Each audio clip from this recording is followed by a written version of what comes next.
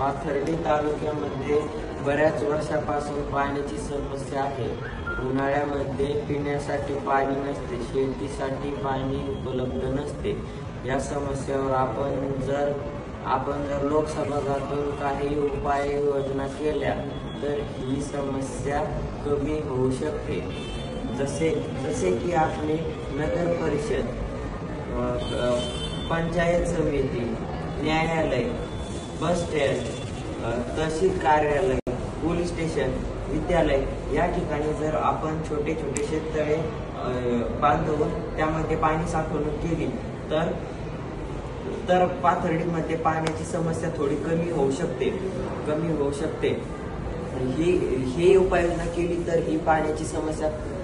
लोकांना ही पाण्याची समस्या जाणवत असते ती थोडीशी कमी होऊ शकते। ही उपाययोजनेमुळे पाथर्डीतील लोकांची मदत होईल व समस्या दूर होतील।